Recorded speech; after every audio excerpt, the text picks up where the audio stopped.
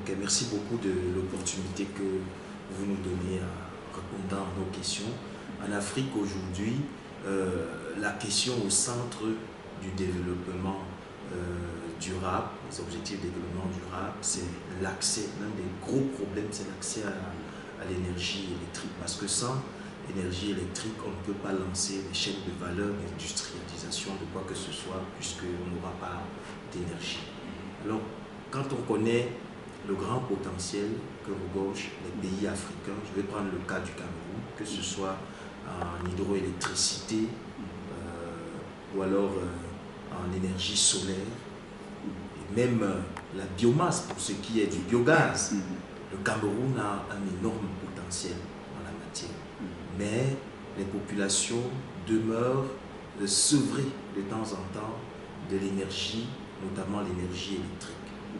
Qu'est-ce qui fait problème? Quels sont les goulots d'étranglement qui empêchent soit les autorités ou alors les populations à avoir un accès acceptable à cette énergie-là?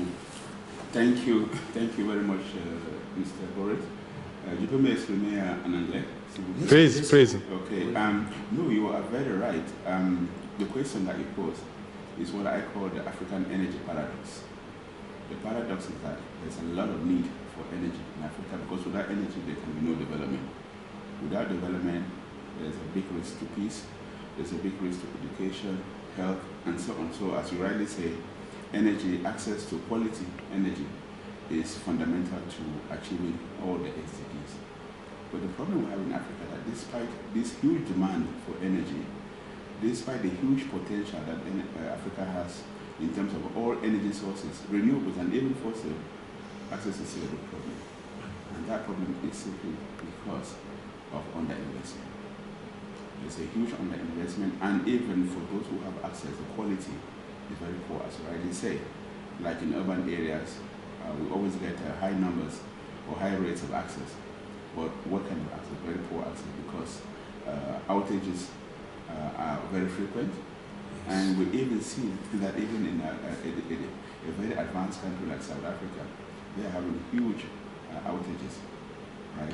So the question is, have countries invested in the infrastructure for generation, for transmission and distribution? And I say that because even in some countries where they have enough generation capacity, the population are still without access to energy because they haven't got the infrastructure, the transmission and distribution infrastructure.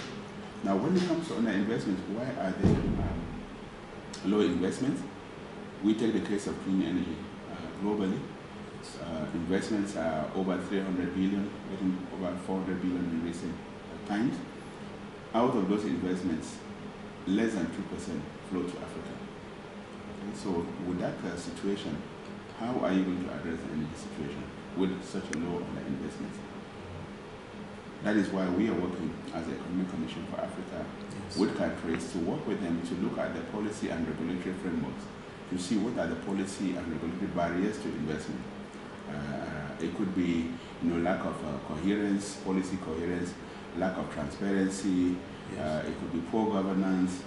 It could be all kinds of things that are putting a barrier to investment, not only from abroad but also from within the region, because we also have to think about what kind of policies we should put in place to mobilize investment from within the country. That is why, again, as the Economic Commission for Africa and Sustainable Energy for All, we are working on establishing a platform that could be used to mobilize entrepreneurs in Africa, captains of industry in Africa, Africa's own